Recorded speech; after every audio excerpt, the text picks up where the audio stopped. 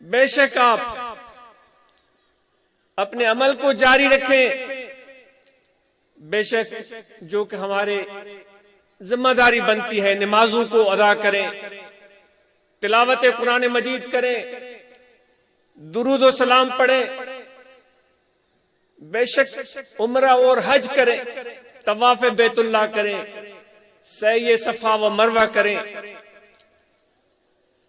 جو بھی توفیق دے اللہ تعالی، جو آپ کی محبت ہے، جو آپ کی خواہش ہے، اچھی خواہش ہے، اچھا ارادہ ہے، کر گزرے۔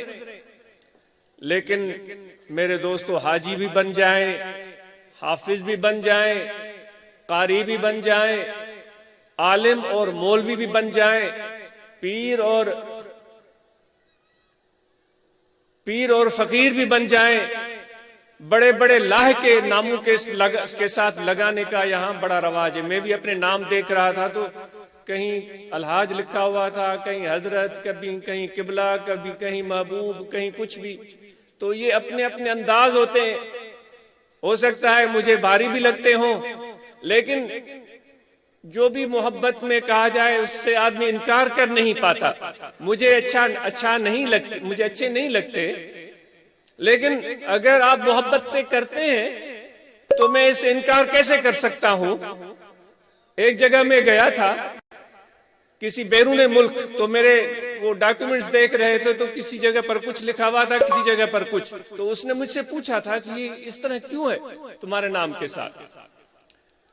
کہنے کی بات یہ ہے کہ حاجی، حافظ، قاری، عالم، مولوی، پیر، فقیر جو بھی لائقہ لگائیں، لیکن خدا کے لیے دل میں خدا کا خوف بھی ہونا چاہیے، ڈرتے رہنا چاہیے۔ ایسا نہ ہو کہ ہم صرف فہمیوں میں مبتلا رہے اور حقیقت سے کوسوں دور۔ ایسا نہ ہو کہ لوگوں کی داد تحسین آفرین میں ہم اپنی معراج سمجھیں کہ اتنے لوگوں نے میرے نام کو پکارا، مجھے آفرین اور تحسین دے دی، میں تو بالکل کامیاب ہو گیا۔ لیکن جب خدا کے سامنے جائیں اور وہاں یہ کہیں کہ صحیح 5000 کے مجمع نے مجھے پیر صاحب، محبوب یا کچھ بھی لقب دیا تھا، یا مجھے حاجی کہا تھا، اور میں نے بھی بڑے نعرے مار مار کے کہا تھا کہ میں بڑا عاشق عارف ہوں، خدا لگتی ہوئی بتائیے کہ کیا اللہ اس چیز کو مانے گا؟ کہ لوگوں نے یہ پکارا، لوگوں نے یہ کہا۔ بھائی وہ سندھی میں کہاوت ہے، معاف کیجئے گا محسوس نہیں کیجئے گا۔ سندھی میں ایک کہاوت ہے کہ بھائی کبھی تو گدھے کو بھی باپ بنانا پڑتا ہے۔ لوگوں کے مزاج تو ایسے ہیں کہ گدھے کو بھی باپ بنا لیتے ہیں، اور جب کام بن جائے تو بادشاہ کو گدھا بنا لیتے ہیں۔ کام نکل جائے تو بادشاہ کو گدھا بنا لیتے ہیں۔ یہ تو ایک زمانے سے چلا رہا ہے۔ تو اس لیے دیکھنے کی بات یہ ہے، اس بابرکت موقع پر، اس بابرکت محفل کی اندر بیٹھے ہوئے، کیا وہ ایمان کا نور ہمارے سینے میں پہنچا ہے یا نہیں؟ وہ محبت اور عشق کا اثر، اس کی گرماہٹ ہمارے دل کو محسوس ہوئی ہے یا نہیں؟ اگر ہمارے دل میں عشق کی محبت، عشق کی گرماہٹ ہے، محبت کا اثر ہے، تو پھر ہمیں اس کا پتہ یوں چلے گا کہ مخلوق خدا ہمارے لباس کی وجہ سے نہیں، رتبے کی وجہ سے نہیں، سیاست کی وجہ سے نہیں، دولت کی وجہ سے نہیں، مفاد کی وجہ سے نہیں، وہ بے لوث پیار کرے گی۔ جو کہ آج مفقود ہے، نہیں نظر آتا۔ جو آیہ کریمہ میں نے تلاوت کی تھی، اس میں بھی اللہ تبارک و تعالی اسی طرف ہمیں توجہ دلا رہا ہے کہ اے ایمان والو، دیکھو میں پہلے عرض کر رہا تھا کہ ہم آج کل تو لڑائیاں اس پر لڑتے ہیں کہ کون بڑا ایمان والا ہے اور کون ایمان والا نہیں ہے، اور ان معاملات پر بڑی زور آزمائی ہوتی ہے، بڑے زوردار گفتار اور تیز رفتار تقریریں ہوتی ہیں، لیکن آخر یہ کیسے پتا چلے گا کہ واقعی کوئی ایمان والا ہے یا کوئی ایمان والا کم ہے یا کوئی ایمان والا زیادہ ہے، جبکہ اللہ تعالیٰ خود فرماتا ہے کہ اے ایمان والو، جو تم اپنے آپ کو ایمان والا سمجھتے ہو، مومن سمجھتے ہو، دعوائیں کرتے ہو، سب کچھ کرتے ہو، ذرا یہ تو بتاؤ کہ تمہارا دل بھی کبھی میری یاد کی طرف مائل ہوا ہے؟ اللہ پوچھ رہا، الم یأن للذین آمنوا ان تخشع قلوبهم لذکر اللہ، اے ایمان والو، تمہاری دعویٰ ہے، ہم خدا کے سامنے کھڑے ہیں اللہ اکبر کہہ کے، اس کی وحدانیت کو زبان سے نہیں دل سے مانتے ہیں، تبھی تو اللہ اکبر کہتے ہیں، لیکن کبھی ایک لمحہ کے لیے یہ دل میں بھی آیا ہے کہ میں ایک رب کے سامنے کھڑا ہوں، یا ایک رسم ہے جو نماز کی ہم نبھاتے رہتے ہیں، سجود کے طریقے ہیں جو ہم ادا کرتے رہتے ہیں، رکوع کے انداز ہیں جو ہم پورے کرتے رہتے ہیں، تشہد کے الفاظ ہیں جو ہم ادا کرتے رہتے ہیں، یا اس کے پیچھے آپ کے دل میں بھی محبت کی گرمی ہوتی ہے، اللہ تعالیٰ کی وحدانیت کا اقرار بھی ہوتا ہے اور اس کا اثر بھی ہوتا ہے۔ جب جھکنے کے لیے ہم جھکائیں اپنا سر، تو سر سے پہلے ہمارا دل بھی جھکے، اور جب ہماری پیشانی سجدے میں جائے تو نظام الدین اولیاء کے اس فرمان کے مطابق، ان کے زمانے میں ایک مولوی نے کتاب لکھی تھی نماز کے بارے میں، اور اس کتاب کی بڑی شہرت ہوئی تھی، اس نے بڑے داد و تحسین وصول کیے تھے،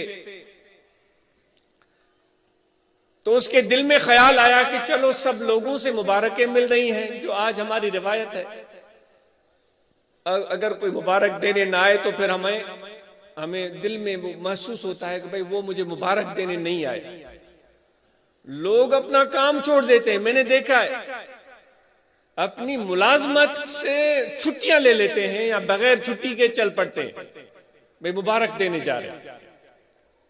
ہمارے دستور اتنے مہنگے اور اتنے مشکل اور اتنے کٹھن ہیں کہ جو ایک نظام ہے خدا تعالی کا، اس نظام میں جو ضروریات ہیں ہمارے اپنے جسم کی اور اپنے اہل و عیال اور والدین اور فیملی کی، ان کو نبھانا مشکل ہو جاتا ہے کہ میں جا رہا ہوں 500 کلومیٹر کر کے فلاں کا پروموشن ہوا ہے، اس کو مبارک دینے جا رہا ہوں۔ یہ ہماری روایات اور طریقے ہیں، کوئی ان کو اچھا بھی کہہ سکتا ہے، کوئی برا بھی کہہ سکتا ہے، سوچنے کا مقام ہے، خود ہم سوچ سکتے۔ تو دوستو،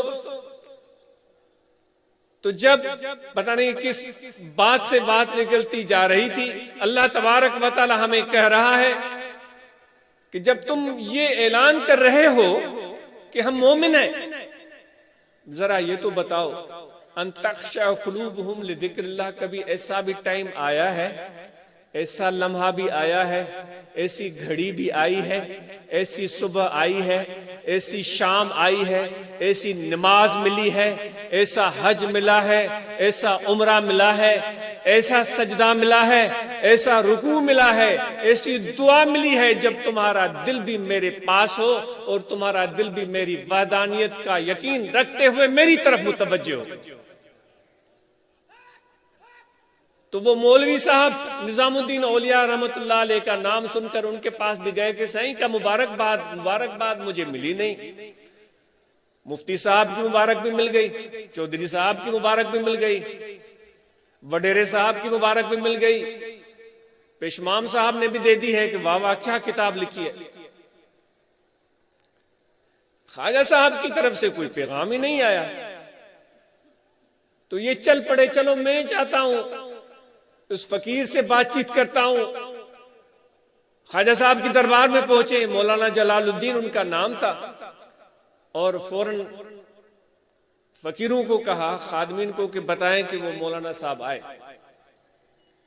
ایک مرتبہ یہ عاجز وہاں تھا، بہت پہلے کی بات ہے، کوئی ملازمت پیشہ کسی اچھی پوسٹ پر کوئی ایک آدمی آیا، بہت پہلے کی بات ہے، ان کی اولادیں اب بھی آتی ہیں، اور ان سے کوئی بہت پرانا رشتہ تھا، میرے بال بزرگوار اس سے بھی پہلے ہمارے پیر مٹھا رحمت اللہ علیہ کے دور کا. تو وہ کسی اچھی پوسٹ پر تھا، جو مجھے پوسٹ یاد نہیں ہے. پیچھے کہنے لگا، پیچھے سے کہ صحیح میں فلاں علاقے سے آیا ہوں. تو یہ عاجز کمزور آدمی ہے، میں بیٹھنے کے بعد تیز تیز گھر کی طرف جا رہا تھا. میں نے کہا اتنی دور سے آئے ہیں تو آپ بیٹھ بھی سکتے ہیں، انتظار بھی کر سکتے ہیں. تو اس نے کہا حاضر صحیح، حاضر حاضر حاضر. تو مجھے پتہ نہیں تھا کہ وہ بیچارہ کوئی مصروف کوئی کام والا آدمی ہے. اثر پر گیا تو وہ بیٹھا ہوا تھا. پھر اس سے بات چیت ہوئی، لیکن اس کی وہ ادا آج تک میں نہیں بھولا. وہ اس کی وفات ہو گئی ہے، اس کی ادا میں آج تک نہیں بھولا کہ مجھ جیسے ایک عام آدمی سے وہ ملنے آیا ہے. وہ بڑی پوسٹ پر تھا، اور وہ مجھے پیچھے سے کہہ رہا ہے صحیح میں آیا ہوں فلاں جگہ سے. میں کہتا ہوں کہ بھئی آئے ہیں تو آپ رک بھی سکتے ہیں. اس نے کہا میں حاضر، میں بیٹھا ہوں. میں کہا میں نہیں جاتا، اور دور سے آیا تھا. تو بہرحال خواجہ صاحب کے غلاموں سے اس نے اصرار کیا کہ مجھے ملوائیں. انہوں نے جا کر کہا کہ خواجہ صاحب تخلیے میں ہیں. اس نے کہا کہ بھائی جائیں، ان کو بتائیں کہ مولانا جلال الدین آیا ہے. پھر وہ گئے، انہوں نے کہا کہ حضرت تخلیے میں ہے. اس نے کہا کہ یہ کتاب دکھائیں، یہ کوئی عام آدمی نہیں، یہ اتنی 500 صفحات کی کتاب لکھنے والا مصنف آیا ہے، ملنا چاہتا ہے. تو جب یہ زوردار انداز میں اصرار ہوا تو خواجہ صاحب نے کہا ان کو بلاؤ. وہ مولوی صاحب آ گئے اور اپنی کتاب کی فضیلت بتانے لگے. میں نے اس میں یہ بھی لکھا ہے، میں نے اس میں یہ بھی لکھا ہے، میں نے نماز کا کوئی گوشہ نہیں چھوڑا، ہر مسئلہ لکھا ہے. وضو کا لکھا ہے، تیمم کا لکھا ہے، طہارت کا لکھا ہے، ارکان شرائط کی باتیں کی ہیں، سنت استحباب کی چیزیں لکھی ہیں، کوئی چیز نہیں چھوڑی. خواجہ صاحب خاموش، ان کی ساری باتیں سنتے جا رہے ہیں. جب وہ علامہ صاحب بول بول کے تھک گئے تو خواجہ صاحب نے ایک بات ان سے پوچھی. انہوں نے، آج میں اپنے آپ سے بھی پوچھتا ہوں، آپ سے بھی پوچھتا ہوں، خواجہ صاحب نے فرمایا اتنی تفصیلات اس کتاب میں لکھی ہیں، ذرا یہ تو بتاؤ جب تم نماز پڑھتے ہو تو تمہاری کیفیت کیا ہوتی ہے، تمہاری سوچ کہاں ہوتی ہے؟ تو مولوی صاحب چپ ہو گیا. آپ نے فرمایا کہ بھائی کتاب تو ماشاءاللہ بڑی شاندار، لیکن یہ بتاؤ نماز جب تم ادا کرتے ہو، جب وہ رکوع جس کا ذکر تو نے کیا ہے، سجود جس کا تو نے بڑے تفصیل سے ذکر کیا ہے، تشہد اور قیام اور قعود، ان سارے اعمال میں تمہارے دل کی کیفیت کیا ہوتی ہے؟ لا صلاۃ الا بحضور القلب ہے، حدیث ہے کہ نماز ہو ہی نہیں ہوتی جب تک دل کا حضور حاصل نہ ہو. تو وہ چپ ہو گیا. تو اس نے خواجہ صاحب سے سوال کا جواب دینے کے بجائے ان سے پوچھ لیا، سے آپ بتائیں، کیونکہ وہ تو کتاب ہی بتانے آیا تھا کہ میں نے یہ کتاب لکھی ہے، اور کتابیں تو ماشاءاللہ آج تھوک کے حساب سے ہم لکھتے ہیں. خواجہ صاحب نے اس سے کہا کہ بھائی ہم آپ سے پوچھ رہے ہیں آپ کی کیفیت کیا ہوتی ہے، آپ مجھ سے پوچھ رہے ہیں. تو سنیے، جب نظام الدین نماز پڑھتا ہے تو وہ اپنے دل کی آنکھوں سے خدا کا عرش دیکھتا ہے. تو اس علامہ بیچارے کو تو اس کا پتہ ہی نہیں تھا کہ نماز کی حقیقت کیا ہوتی ہے. نماز کو معراج کیوں کہا گیا ہے؟ کہا گیا ہے الصلاۃ معراج المومنین، کیوں کہا گیا ہے؟ تو خواجہ صاحب کے آنکھوں میں آنسو بھی آئے اور فرمایا کہ نظام الدین جب نماز پڑھتا ہے تو نماز پڑھتے ہوئے اس کی نظر خدا کے عرش پہ ہوتی ہے۔ تو دوستو، میں عرض کر رہا تھا کہ اللہ بھی ہمیں فرماتا ہے کہ جب تم ایمان والو ذرا یہ تو بتاؤ، کسی لمحے کوئی ایسی گھڑی بھی آئی ہے، کوئی ایسی علم یأن للذین، کوئی ایسا موقع کب آئے گا؟ چلو اگر پہلے نہیں آیا تو ایمان والو آج بیٹھے ہوئے ہو تم سب، ہم سب یہاں بیٹھے ہوئے ہیں، خدا ہم سے پوچھ رہا ہے تو وہ گھڑی کب آئے گی؟ ایمان کی دعوائیں کرنے والے اور ایک دوسرے سے ٹکرانے والے اور ایک دوسرے سے لڑنے والے کہ کون بڑا مومن، کون چھوٹا مومن، کون درمیانہ مومن اور کون مومن نہیں ہے، اللہ تعالیٰ تو سب سے کہہ رہا ہے الم یأن للذین آمنوا ان تخشع، اے سب ایمان والو ذرا بتاؤ وہ لمحے کب آئیں گے، وہ گھڑی، وہ ساتھ، وہ منٹ، وہ سیکنڈ کب آئے گا جب تمہارا دل غیر سے بالکل ہٹ کر مجھ اللہ کو دیکھے گا۔ وہی بات نظام الدین نے فرمائی تھی رحمت اللہ تعالی علیہ۔ تو یہ ایمان، یہ عبادتیں، یہ ارکان صرف ان ظاہری نشست و برخاست کا نام نہیں ہے۔ صوفیاء کے پاس اس لیے ہم جاتے ہیں کیونکہ ان کی نماز میں وہ حقیقت موجود ہوتی ہے جو کہ نماز کا اصل روح ہے، ورنہ تو ہماری نمازیں ادھوری ہوتی ہیں، مکمل نہیں ہوتی۔ جو میرے نبی کی صحبت میں بیٹھے، جو میلاد کا موقع ہے، تو میرے آقا و مولانا صلی اللہ علیہ وسلم کے جو جانثار تھے، عاشق تھے، جو ہر لمحہ ایسے سمجھے کہ ہر گھڑی وہ میلاد مناتے تھے، وہ رسمی طریقے سے نہیں جو ہمیں کرنا چاہیے، جو کرتے ہیں صرف اسی طریقے سے نہیں بلکہ اس انداز میں میلاد مناتے تھے کہ وہ میلاد کا مزہ دوبالا ہو جاتا۔ صدیق اکبر رضی اللہ تعالیٰ نے حضور کے سامنے جب بلال کی کیفیت پیش کی گئی کہ ان کا جو مالک ہے ان کو مارتا ہے، سزا دیتا ہے، تشدد کرتا ہے، تو صدیق اکبر رضی اللہ تعالیٰ عنہ کی دل نے یہ گوارا نہیں کیا کہ جو میرے محبوب کا عاشق ہے، جانثار ہے، جو احد احد پکارتا ہے، جو وحدانیت کا قائل ہے، جو خدا کی توحید میں یقین رکھتا ہے، اس پر ظلم ہو تو اس آقا، اس مالک کے پاس چل کر گئے۔ یہ واقعہ پڑھ کر دیکھیے گا، اور اس کو پتا تھا کہ صدیق اکبر کوئی عام انسان نہیں ہے، ان کے پاس بہت کچھ ہے، اللہ نے ان کو عطا کیا تھا، تو اس نے اپنی مرضی کی قیمت لگائی، جو قیمت اس نے اپنے منہ سے نکالی وہ پیسے ان کو دیے، اور بلال حبشی رضی اللہ تعالیٰ عنہ کو وہ لے کر حضور کی خدمت میں حاضر ہوئے۔ یہ تھا صدیق اکبر کا میلاد،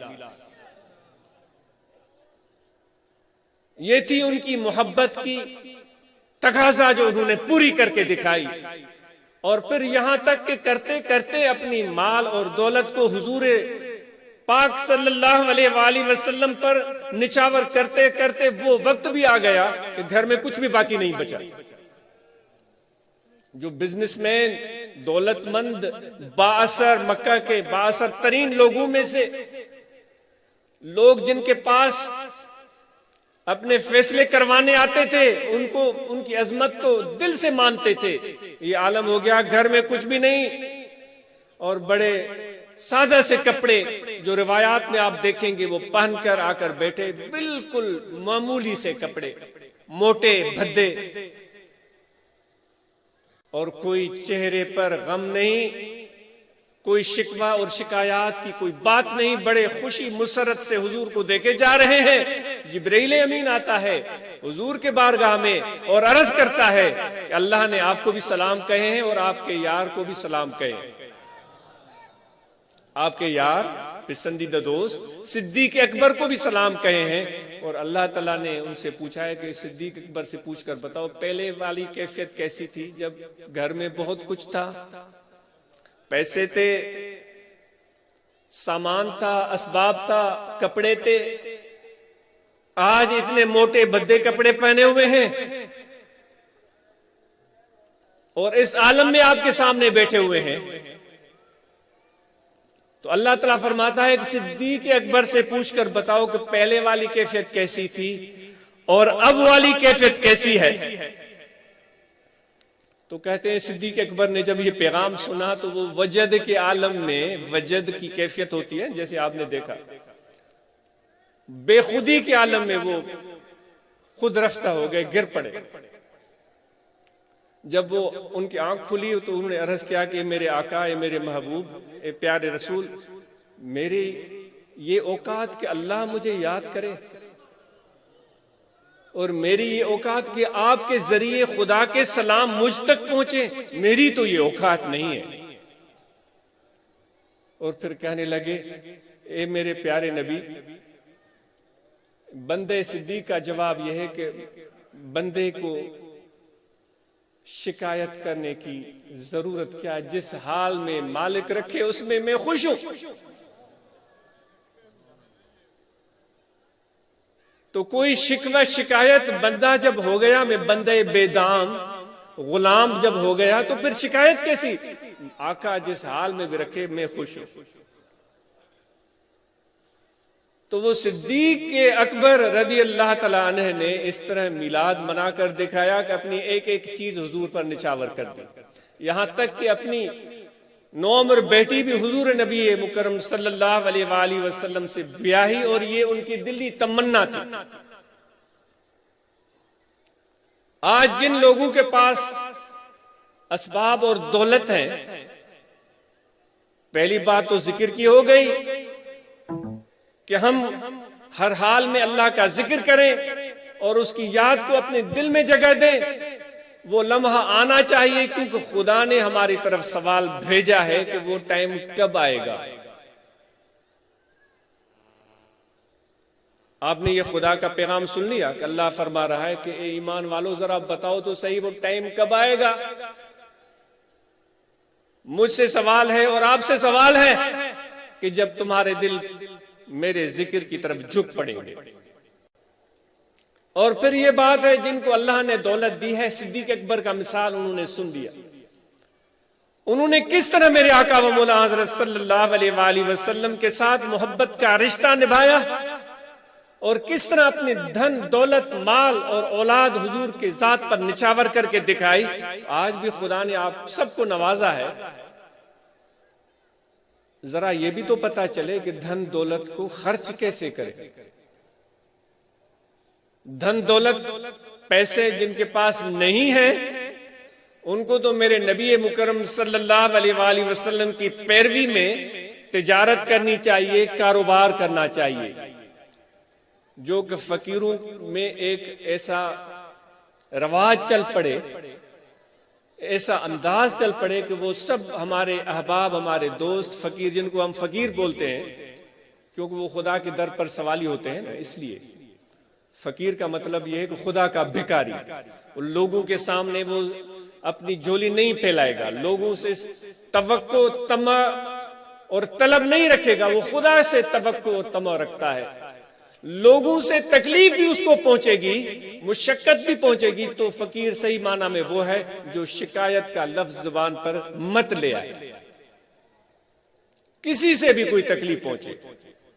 ہمارے حضور قبلہ فرماتے تھے کہ بھئی سب فقیر فقیر اپنے آپ کو کہہ رہے ہیں کہ میں بھی فقیر ہوں، میں بھی فقیر ہوں۔ سنا سے رحمت اللہ علیہ فرماتے تھے فقیر کی چٹکی کاٹو، چٹکی کاٹو پھر دیکھو کہ فقیر آپے میں رہتا ہے یا آپے میں نہیں رہتا۔ پہلے قبلہ حضور اور محترم بڑے عہدے پر فائز، بڑی کرسی پر، اب وہاں تو فقیر فقیر کہلوا رہا تھا، اب وہ اس مقام سے، اس کرسی سے نیچے آیا، یا اتنا اس کو لقب نہیں دیے گئے، یہ ہو گیا چٹکی کاٹنا۔ اب دیکھو وہ کیا کرتا ہے، فرماتے تھے اگر وہ اس عالم میں بھی توازن میں ہے، محبت میں ہے، ادب میں ہے، شکر میں ہے، پھر وہ فقیر کہلوائے گا۔ اگر اس عالم میں وہ شکوہ شکایات اس کے دل میں پیدا ہو جاتی ہیں کہ ایسا کیوں ہوا، میرے ساتھ کیوں، ان کے ساتھ کیوں نہیں، میرے ساتھ کیوں، فرماتے تھے پھر فقیری کیسی فقیری؟ حرف شکایت تو زبان پر آنی ہی نہیں چاہیے، جسے صدیق اکبر نے کہا تھا کہ میں بندہ ہوں، میں غلام ہوں، مالک آقا اللہ اور اس کا رسول مجھے جس حال میں رکھے گا میں خوش ہوں۔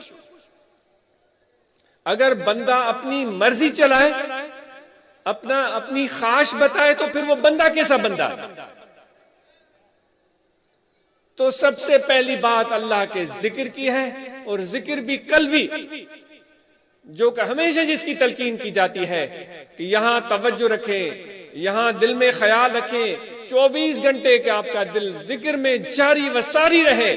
جس ذکر کی ابھی بات ہو رہی تھی کہ اللہ تعالیٰ فرماتا ہے کہ کب تمہارے دل میرے ذکر کی طرف مائل ہوں گے، اور وہ کہا بھی ایمان والوں کو جا رہا ہے، ان لوگوں کو کہا جا رہا ہے جو نمازیں بھی پڑھتے ہیں، جو حج بھی ادا کرتے ہیں، عمرے بھی کرتے ہیں، زکاتیں بھی دیتے ہیں، لوگ بھی ان کو مسلمان اور مومن سمجھتے ہیں، ان سے اللہ فرما رہا ہے کہ وہ لمحے کب آئیں گے جب تمہارا دل واقعتاً مجھے اللہ کی طرف مائل ہو جائے گا۔ تو ذکر کی آپ کو دعوت دی جا رہی ہے کہ اس دل میں توجہ رکھیں، اس دل میں ذکر کی مشق کریں۔ یہ سلسلہ نقش بندیہ کا ذکر ہے جس میں ظاہر با خلق باطن با خدا، ظاہر تمہارا لوگوں کے ساتھ ہوگا اور باطن تمہارا اللہ کے ساتھ ہوگا۔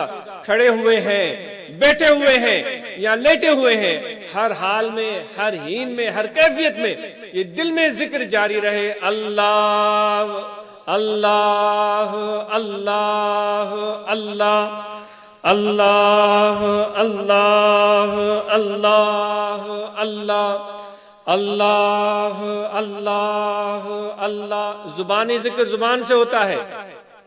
یہاں جو میں نے آیت پڑھی ہے اس میں اللہ نے فرمایا ان تخشع قلوبہم لذکر اللہ، زبانی ذکر کی بات نہیں ہو رہی ہے، اللہ فرماتا ہے کہ ان کے دل ذکر کی طرف جھک جائے، اس لیے آپ کو قلبی ذکر کی تلقین اور اجازت دی جا رہی ہے کہ آپ کے دل اللہ کے ذکر میں جاری ہو اور آپ کے دل اللہ کے ذکر کی طرف جھک جائیں۔ اللہ اللہ اللہ اللہ اللہ اللہ۔ یہ ذکر کی اتنی عظمتیں ہیں، بعض اوقات لوگ پوچھتے ہیں کہ بھئی کیوں جاتے ہیں، فقیروں کے پاس کیوں جاتے ہیں، ذکر کی محفل میں جانے کا مقصد کیا ہے، آپ کو ملتا کہاں ہے، کیا ملتا ہے؟ اس کا جواب آپ ایسے دے سکتے ہیں کہ حضور علیہ السلام میرے آقا و مولا جن کے میلاد میں کی محفل میں ہم بیٹھے ہوئے ہیں، وہ فرماتے ہیں کہ ذکر والوں کے بارے میں ہم الجلساء لا یشکا جلیسوں، یہ ذکر والے ایسے ہم نشین ہیں کہ ان کے ساتھ بیٹھنے والا کبھی بدبخت محروم شقی ہو ہی نہیں سکتا۔ سعید ہے وہ، شقی نہیں ہے، تو اس کا مطلب ہے کہ وہ سعید ہے۔ سعید کس کو بولا جاتا ہے؟ سعید اس کو بولا جاتا ہے جس کا خاتمہ بالخیر ہو، مرتے وقت ایمان کی سلامتی کے ساتھ جائے۔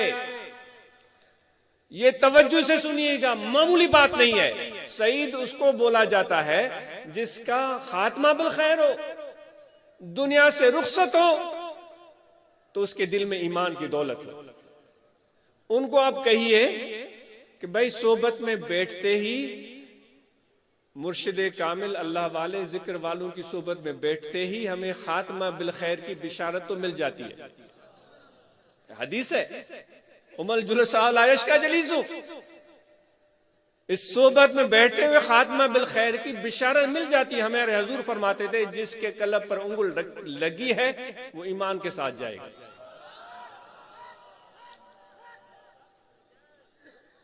اب اور جو عبادتیں آپ نے کی اور جو آپ نے درود و سلام پڑھا اس کا ثواب تو الگ آپ کو عطا ہوگا اللہ کی طرف سے۔ صرف صحبت میں بیٹھنے سے خاتمہ بالخیر کی بشارت مل گئی، وہ بھی حضور علیہ السلام کی طرف سے۔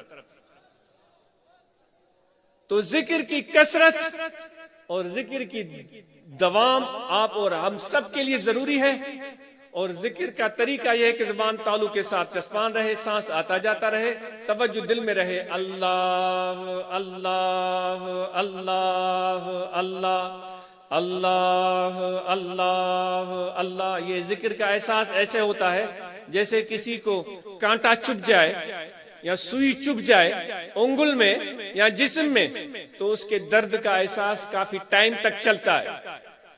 وہ بیٹھا ہوا ہے تو درد کا احساس ہوتا رہے گا، کھڑا ہوا ہے سوئی چبھی ہے درد کا احساس ہوتا رہے گا، سفر کر رہا ہے وہ سوئی چبھی ہے کہیں بھی درد کا احساس ہوتا رہے گا، کھانا کھا رہا ہے سوئی چبھی تھی درد کا احساس ہوتا رہے گا، لیٹ گیا ہے نیند میں ہے، جیسے ہی آنکھ کھلے گی تو سب سے پہلے اس کو درد کا احساس ہوگا کہ مجھے یہاں سوئی چبھی تھی۔ تو بھائی یہ ذکر کی جو تلقین ہے، یہ جو اشارہ ہے ذکر کا، یہ بھی محبت کا انجیکشن ہے جو دل میں چبھ جاتا ہے، اللہ کی یاد کا وہ انجیکشن لگ جاتا ہے۔ تو جس فقیر نے بھی اس کو قبول کیا تو یہ چبھن، یہ کشش، یہ اثر ہر جگہ آپ کو محسوس ہوگا انشاءاللہ۔ اور پھر ان کے لیے میرے نبی نے کہہ دیا کہ یہ کبھی محروم نہیں ہوتے۔ تو فقیروں، صبح بھی ذکر کرو اور شام بھی ذکر کرو، اور کسی کے سامنے دست سوال دراز کرنے کے بجائے محنت کرو، محنت کرو۔ ایک مرتبہ کامیابی نہیں ہوئی ہے، دوسری مرتبہ کرو، تیسری مرتبہ کرو، چوتھی مرتبہ کرو۔ کبھی بھی اللہ کی رحمت سے مایوس مت رہو، محنت کرو، اللہ تعالیٰ تمہیں اپنے کرم سے رزق میں برکت عطا فرما دے گا۔ تو سب فقیروں کو تلقین ہے کہ مصروف رہیں، کام کریں، محنت کریں۔ اور چونکہ وقت کی قلت ہے تو میں عرض کر رہا تھا کہ تجارت سے یا کہیں سے بھی ملکیت پیسے مل گئے ہیں تو اس کو کیسے خرچ کریں؟ سب سے پہلے تو اپنی ذات کا خیال رکھیں کہ وَلِنَفْسِكَ حَقٌّ، اپنی صحت کا خیال رکھیں، اپنی صحت کو برباد نہ کریں۔ اللہ تعالیٰ کبھی بھی نہیں چاہتا کہ آپ تکلیف میں رہیں، اللہ تعالیٰ کبھی بھی نہیں چاہتا کہ آپ اپنے آپ کو ہلاکت میں ڈالیں۔ میرے نبی اکرم نور مجسم صلی اللہ علیہ وآلہ وسلم کی جو بہت ساری وصفیں بیان کی گئی ہیں، ان میں ایک وصف ان کی یہ بھی ہے کہ ان کے سامنے اگر دو راستے ہوتے تھے کہیں جانے کے لیے یا کوئی کام کرنے کے لیے، ایک کٹھن مشکل اور ایک آسان راستہ، تو آپ آسان راستے کو اختیار کرتے تھے۔ کبھی بھی اپنے آپ کو مشکل اور ہلاکت میں نہیں ڈالیں۔ اللہ تعالیٰ آپ پر لا یکلف اللہ نفسا الا وسعها، ہر شخص کی وسعت اور طاقت مختلف ہے، جس کی جتنی حیثیت ہے اللہ تعالیٰ اس پر اتنا بار، اتنا بوجھ ڈالتا ہے۔ تو ذکر کریں، نماز پنجگانہ ادا کریں، کاروبار اور تجارت میں ترقی کریں، اور اس محنت اور کوشش سے جب آپ اللہ کو دے، اللہ آپ کو دے، تو اپنی صحت کا خیال رکھیں، اچھے مناسب لباس زیب تن کریں جتنی آپ کی توفیق ہے، اور اپنے بچوں کی تعلیم اور تربیت پر پیسوں کو خرچ کریں جس پر زیادہ زور دیا جا رہا ہے۔ ان کی بہترین تعلیم اور تربیت پر پیسہ خرچ کریں، یہ آپ کی انویسٹمنٹ کارآمد اور مفید ہے۔ صرف پیسے خرچ نہ کریں بلکہ ان کو ٹائم دیں، ان کو ساتھ بٹھائیں، اور تربیت کی ذمہ داری اس ناچیز کے خیال میں ماں باپ کو خود لینی چاہیے۔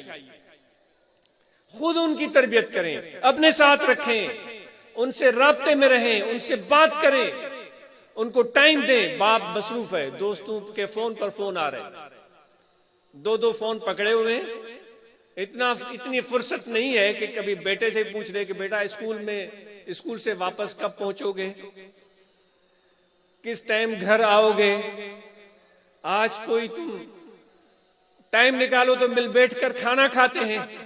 بچوں کے ساتھ بات کرنے کا موقع ہی نہیں ہے، یہ فقیروں کو روا نہیں ہے۔ اپنے بچوں کے ساتھ رابطہ میں رہیں، دور ہیں تو فون پر رابطہ میں رہیں، جب قریب ہیں تو ان کی تربیت کا ذمہ آپ پر ہے، اور ان کو اچھی تعلیم دلوائیں اور ماشاءاللہ یہ تنظیم کے جو کام ہو رہے ہیں اس میں نوجوان بھی حصہ لیتے ہیں، روحانی طلبہ جماعت کے نوجوان بھی ہیں، تو وہ بہترین کردار کے ساتھ آگے آئیں اور ایسا ماحول بنائیں کہ جس ماحول میں محبت ہو، جس ماحول میں مساوات ہو، جس ماحول میں قربانی ہو، تعاون ہو، تفاخر نہ ہو، تکبر نہ ہو، ہوس نہ ہو، ریا نہ ہو، نرمی، محبت اور پیار ہو، ایسا ماحول بنائے تاکہ اس ایسے ماحول میں یہ ہمارے نوجوان پروان چڑھے۔ اور پھر اللہ نے آپ کو دولت دی ہے، پیسے عطا کیے ہیں، دیکھیں کوئی پڑوس میں ضرورت مند اگر ہے، کوئی بیمار ہے، بیماری کے علاج کے پیسے اس کے پاس نہیں ہے، تو آپ اور میری ذمہ داری بنتی ہے اور آپ کی ذمہ داری بنتی ہے کہ اس بیمار کی علاج میں اس کی معاونت کریں، اس کا تعاون کریں۔ اگر کوئی بھوکا ہے، پہننے کے لیے کپڑے نہیں ہیں، کھانے کے لیے طعام نہیں ہے، ضرورت کی چیزیں نہیں ہیں، فقیروں کی یہ ذمہ داری ہے، اس جماعت کے احباب، ممبران، عہدیداران کی یہ ذمہ داری ہے کہ اس ضرورت مند کی مدد کریں، اس مشکل سے اس کو نکالیں، اور اس مشکل سے جب وہ نکل رہا ہے جس کو مدد اور اللہ کی طرف سے، انسانوں کی طرف سے پہنچی ہے، تو یہ بھی یہ عزم کر لے کہ آج میرے بھائیوں نے میری مدد کی ہے تو یہ شمع میرے دل میں روشن ہوئی ہے، میں اس شمع سے ایک اور شمع روشن کروں گا، میرے دل میں امید کی شمع روشن ہوئی ہے تو میں محنت کر کے اس قابل بنوں گا کہ 10 اور لوگوں کی میں مدد کر سکوں۔ یعنی کہ پھر ایک شمع روشن ہوئی، پھر 10 امید کی شمعیں اور روشن ہو جائیں گی، پھر یہ اور لوگوں کی مدد کریں گے۔ تو فقیروں کو چاہیے کہ دل بڑا کریں، کیونکہ میرے آقا نے کہا ہے کہ امیر وہ نہیں ہے جس کے پاس بینک بیلنس اور دولت اور پراپرٹی زیادہ ہے، میرے آقا فرماتے ہیں کہ امیر وہ ہے جس کا دل بڑا ہے۔ تو فقیروں دل بڑا کرو، اور اس طرح ضرورت مند، مریض اور مشکل میں پھنسے ہوئے کسی بھی بھائی کی مدد کرنا میرے نبی کا طریقہ ہے، میرے آقا و مولا حضرت صلی اللہ علیہ وسلم کا طریقہ ہے۔ تو اس طرح آپ ایک دوسرے کا ہاتھ پکڑیں، ان کی مدد کریں، ان کو آگے بڑھنے میں مدد فراہم کریں تاکہ وہ عزت کے ساتھ اپنی زندگی جی سکے، اور پھر یہ جب اپنے اندر اتنی طاقت پائے تو کسی دوسرے بھائی کی مدد کرے۔ اور تنظیمی کام ماشاءاللہ اچھا ہو رہا ہے، ماشاءاللہ اتنا خوبصورت آپ نے انتظام کیا ہے، یہ آپ کی پنجاب کے لوگوں میں ایک حسن انتظام ہے، ان کا ایک اچھا ذوق ہے جو کہ آپ کے اس محفل میں نظر آ رہا ہے، آپ کے اس پنڈال میں نظر آ رہا ہے۔ آپ ان لوگوں کے اس یکسوئی اور محبت اور اطمینان کے ساتھ بیٹھنا کہ کوئی ہل بھی نہیں رہا ہے اور پورے یکسوئی کے ساتھ آپ سن رہے ہیں، یہ ہمارے مرشد کی تعلیمات کا اثر ہے، اس تنظیم کے نظم و ضبط کا اثر ہے۔ تو یہ جو صوبائی باڈی ہے اور فیصل آباد کے 2 زون ہیں، یا انہوں نے مل کر جو یہ پروگرام آرگنائز کیا ہے، اس جذبے کو آگے بڑھائیں، اور جو ہم مثالی برانچ کی بات کرتے ہیں جہاں پر باقاعدہ ذکر کی محفل روزانہ نہیں تو ہفتے میں 2-3 بار تو ہونی چاہیے، باقاعدگی سے ہوتی ہو، جہاں پر ہفتہ وار ذکر کی محفل ہوتی ہو، جہاں پر باقاعدہ قرآن مجید کی تعلیم کا انتظام موجود ہو، جو ہمارے بچے قرآن مجید کی تعلیم حاصل کریں، جہاں پر بنیادی ضروری دینی مسائل سکھائے جاتے ہوں، اور پھر وہاں جتنے بھی ممبران ہیں، احباب ہیں، وہ ایک دوسرے سے رابطے میں رہتے ہوں۔ کوئی بچہ لائق ہے، فائق ہے، اس میں اچھی لیاقت ہے، پڑھ نہیں سکتا، تو ممبران اراکین مل کر اس کی تعلیم کا ذمہ لیں، اس کو کالج سے یونیورسٹی تک پہنچائیں، بلکہ اس کو عملی زندگی میں ڈال کر کے اس کو چھوڑیں تاکہ یہ نوجوان آگے بڑھ سکے اور اپنی زندگی کو اچھے طریقے سے گزار سکے۔ تو مثالی برانچز کی جو ہم خصوصی طور پر بات کرتے ہیں، اور میں عرض کروں گا جو اللہ آباد شریف میں دوست ہیں، اس مثالی برانچ کے حوالے سے جو 5-6 باتیں ہیں ان دوستوں تک پہنچائیں، اور ایسی برانچز زیادہ سے زیادہ قائم وفود کی صورت میں نکلیں، اور خوب محبت اور جذبہ ایمانی اور جوش کے ساتھ ان لوگوں کو ذکر کی دعوت دیں، جماعت کے پیغام سے واقف کریں، طریقہ عالیہ کی تعلیمات سے واقف کریں، تو انشاءاللہ ان کو اور فائدہ ہوگا۔ خلفائے کرام تو ماشاءاللہ ان کی محنتوں کا یہ ثمر ہے۔ یہ جو کام، یہ پروگرام جو چھوٹے پیمانے پر ہوتے تھے، اب اس طرح وسیع پیمانے پر ہونے لگے ہیں۔ تو فیصل آباد اور پورے پنجاب کے خلفائے کرام اٹھ کھڑے ہوں، اپنے پروگراموں کو اور مؤثر بنائیں، اپنے تبلیغی دوروں کو اور مؤثر بنائیں، اور تنظیمی عہدیداران کے ساتھ پوری طرح تعاون کریں۔ روحانی طلبہ جماعت کے نوجوان اپنے نوجوانوں کی رہنمائی کریں کہ کس نوجوان میں کیسی صلاحیت ہے، وہ کس شعبہ زندگی میں کامیاب ہو سکتا ہے، اس کی رہنمائی کریں، اس کو بتائیں، تاکہ وہ نو عمری میں بھی اس کو اندازہ ہو جائے کہ میرے لیے یہ کیریئر اختیار کرنا بہتر ہوگا۔ اور جو بھی صاحب ثروت، صاحب اثر، صاحب علم لوگ ہیں، اپنے بھائیوں کے لیے مدد کے لیے تیار رہیں، ان کی معاونت کے لیے تیار رہیں۔ خصوصاً نوجوانوں سے ہمیں بڑی امیدیں وابستہ ہیں کہ اس پیارے ملک پاکستان میں وہ وہی تبدیلی لے کر آئیں گے۔ ہمارے اندر بھی برداشت اور محبت پیدا ہوگی، جو آج گتھم گتھا ہے اور لڑائی جھگڑے میں ہم لگے ہوئے ہیں کہ وہ ایسا ہے، وہ ایسا ہے۔ میرے مشائخ فرماتے ہیں، ہمارے مشائخ فرماتے ہیں کہ یکی آنکھ برخیش خود بھی مباش، دیگر آنکھ برغیر بد بھی مباش۔ ایک یہ ہے کہ اپنے آپ کو اچھا نہ سمجھو، دوسرا یہ ہے کہ کسی کو بھی برا نہ سمجھو۔ یہ فقیروں کے دل میں چیز ہونی چاہیے۔ سارا جگ ڈھونڈے دی وطاں میں جہاں برا نہ کو۔ اگر خرابی ڈھونڈنی ہے تو اپنے نفس کی خرابی ڈھونڈو، اپنے دوستوں میں اچھائیاں دیکھنی چاہیے، برائیاں نہیں دیکھنی چاہیے۔ تو انشاءاللہ ذکر، مراقبہ، نماز کی پابندی، شریعت مطہرہ پر عمل اور رابطہ، صحبت، محبت، انشاءاللہ اس جماعت کی اس چھوٹے سے اس کمیونٹی کو ایسا مثالی ایک کمیونٹی بنا کر رہے گی انشاءاللہ۔ یہ آپ سب کی کوشش کہ پاکستان تو کیا پوری دنیا کے سامنے یہ سلسلہ عالیہ کے فقراء پیش کریں گے کہ الحمدللہ یہ وہ لوگ ہیں جن میں ایثار بھی ہے، جن میں محبت بھی ہے، جن میں مساوات بھی ہے، جن میں قربانی بھی ہے، جن میں خدمت کا جذبہ بھی ہے، جو کسی کی خرابیاں برائیاں دیکھنے کے بجائے وہ اپنے خرابیوں کو دیکھنے کی کوشش کرتے ہیں، جن کے دلوں میں اور انسانیت کا احترام ہے۔ وہ کسی کے عزت اور دولت اور اس کے خون کے پیاسے نہیں ہیں، بلکہ اس کی عزت، دولت اور مرتبے کو دیکھ کر اور دعا دیتے ہیں کہ اللہ تجھے اور بڑھا دے۔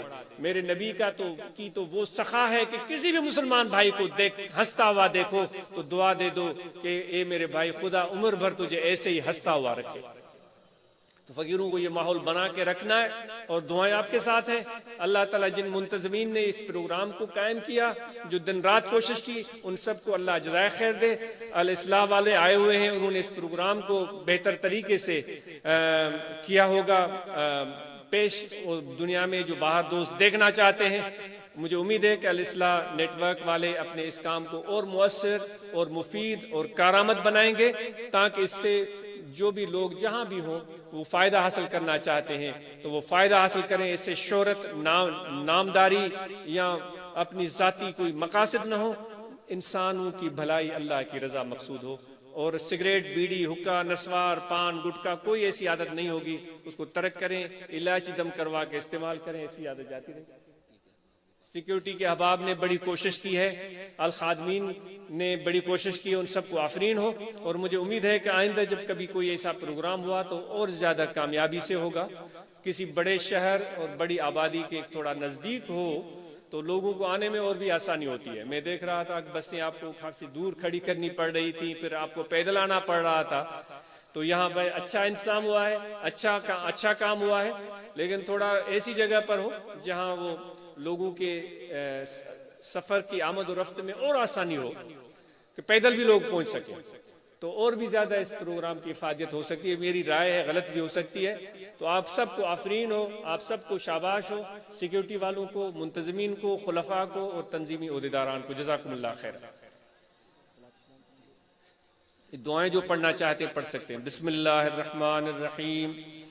آمنت باللہ وملائکتہ وکتبہ ورسلہ والیوم الآخر والقدر خیرہ وشرہ من اللہ تعالی والبعث بعد الموت۔ اشہد ان لا الہ الا اللہ وحدہ لا شریک لہ وأشهد أن محمدا عبده ورسوله أستغفر الله تعالى ربي من كل ذنب وأتوب إليه. دعائے خیر ہے ہم سب کے لیے، جامع دعا ہے. اللہم صلی علی سیدنا و مولانا محمد و آلہ وصحابہ اجمعین. اللہم ربنا آتنا فی الدنیا حسنۃ وفی الآخرۃ حسنۃ وقنا عذاب النار. ربنا تقبل منا انک انت السمیع العلیم تب علینا انک انت التواب الرحیم. صلی اللہ تعالی علی خیر خلقہ و نور عرشہ سیدنا و مولانا محمد و آلہ وصحابہ اجمعین.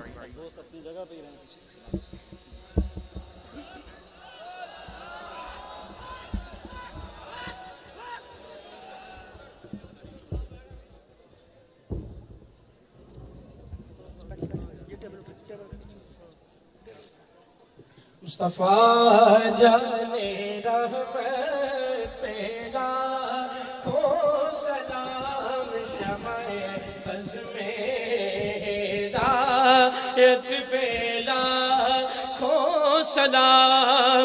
وقت گزرا ہے جو آپ کی یاد میں، وقت گزرا ہے جو آپ کی یاد میں، ایسی نورانی ساعت پہ لاکھوں سلام.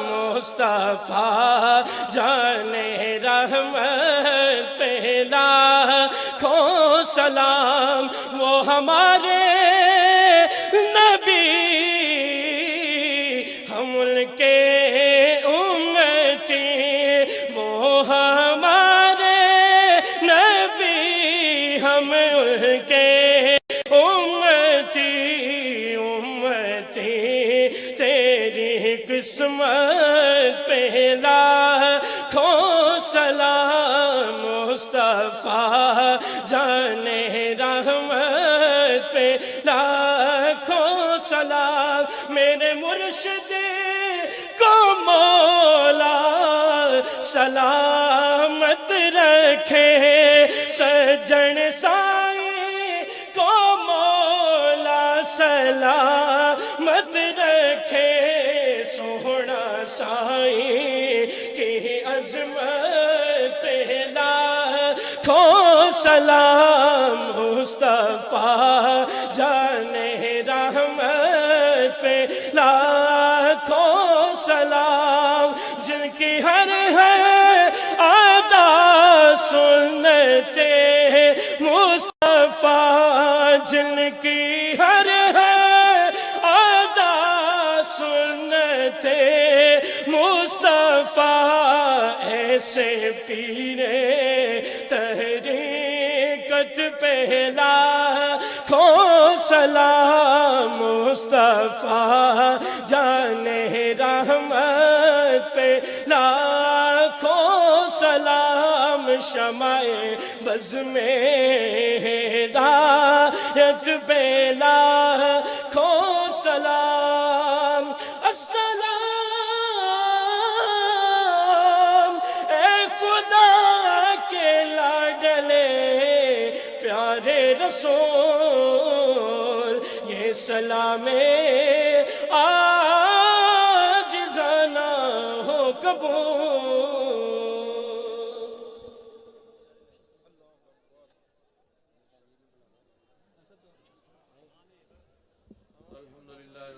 اللہم صلی علی سیدنا مولانا ملجانا مولانا محمد مبارک وسلم وصلی علیہ.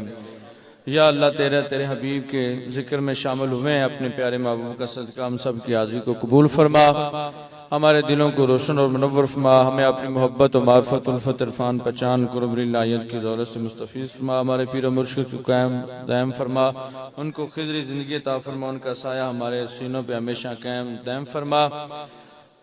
مولا کریم سب کی مشکلیں آسان فرما، ہماری التجائیں آرزو اپنی بارگاہ میں قبول فرما. صلی اللہ تعالیٰ علی خیر خلق سیدنا محمد و آلہ وصحبہ اجمعین. تمام دوستوں کو گزارش کی جاتی ہے کہ یہاں پانی کا انتظام نہیں ہے، جدھر بھی آپ کو پانی میسر ہو وہاں جا کے آپ اپنی نماز پڑھ لیں. یہاں نماز کا انتظام نہیں کیا گیا پانی کی وجہ سے، تو جدھر آپ کو پانی میسر ہو اور جگہ ملے وہاں اپنی نماز اثر